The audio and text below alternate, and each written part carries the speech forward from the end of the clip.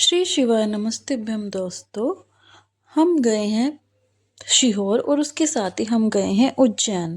पहले हमने ट्रेन ली, जैसे आप देख सकते हैं ट्रेन का सफ़र। जो हमारी ट्रेन थी केरला एक्सप्रेस, जो थी न्यू दिल्ली टू भोपाल।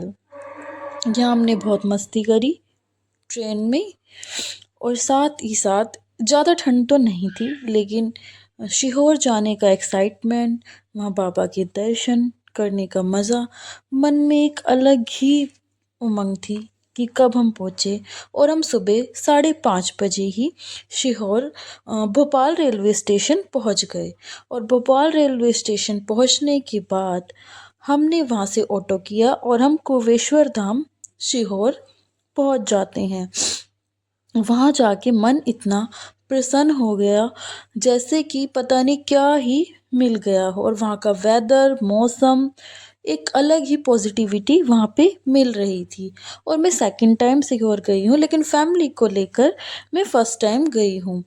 और यहाँ पे हमने भगवान के अच्छे से दर्शन भी किए, पूजा भी करी और भी बहुत सारे काम किए। आप देख सकते हैं इस टाइम वहाँ पे ज़्यादा भीड़ नहीं है, इजीली दर्शन हो रहे थे। और जो वहाँ पे शिला है, वहाँ पे हमने जल भी चढ़ाया। और साथ ही साथ पूरी फैमिली के साथ जाने पर बहुत ही अच्छा महसूस हो रहा था। मेरी मम्मा भी बहुत खुश थी और मेरे पापा भी खुश थे। और साथ ही साथ हमने काफ़ी अच्छे से शिला की भी पूजा करी। हाँ, थोड़ी भीड़ भाड़ थी, वहाँ थोड़ी हमें दिक्कत हो रही थी पूजा करने में, लेकिन वही है ना कि इंतज़ार तो करना ही पड़ता है भगवान के दर्शन करने के लिए। तो इसलिए ये चीज़ें तो करनी पड़ती ही हैं, लेकिन साथ ही साथ इन सब चीज़ों को करने का अपना एक अलग ही मज़ा है और एक अपनी अलग ही आस्था है। और जिन लोगों की भी आस्था होती है वो एक बार सीहोर ज़रूर जाएं।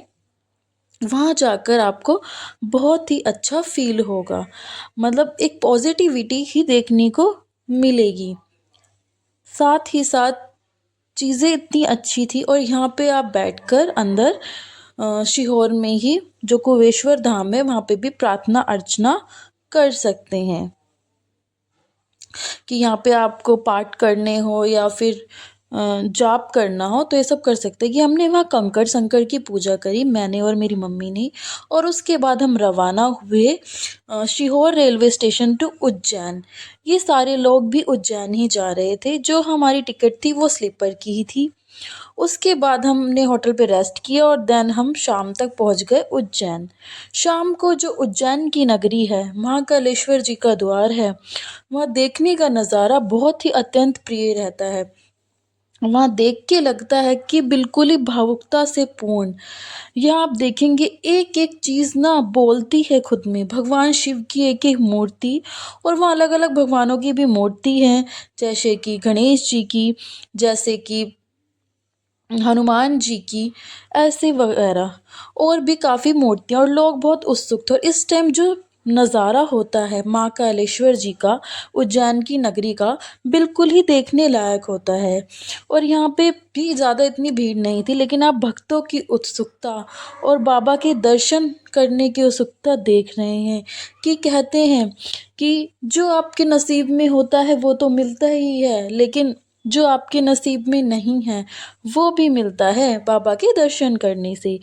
और यहाँ देख के ज़िंदगी ऐसी प्रफुल्ल हो जाती है। सबके चेहरों पे एक अलग ही पॉजिटिविटी, एक अलग ही हंसी और एक अलग ही सुकून देखने को मिलता है। मतलब इतना अच्छा लग रहा था देख के कि चलो, फैमिली तो खुश है। और तो और यहाँ के नज़ारे में आप देखेंगे कितना ठंड भी नहीं है। और ये जो आप देख रहे हैं भगवान शिव की मूर्ति, जिसमें वो विष पी रहे हैं, ये देखने में बहुत ही सुंदर और अद्भुत है।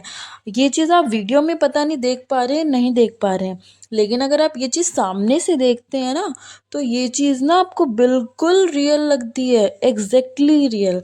उसके बाद चलिए अब हम कराते हैं आपको बाबा महाकाल के दर्शन। जय श्री महाकाल। यहाँ पे आरती हो रही थी, बहुत अच्छे से हमने बाबा के दर्शन करे, बाबा का आशीर्वाद लिया और बाबा से प्रे करी कि बाबा सबको खुश रखे और साथ में मुझे भी खुश रखें। उसके बाद नेक्स्ट डे हम लोग गए शिप्रा नदी में। वहाँ मैंने और मेरी मम्मा ने शिप्रा नदी में पूजा करी।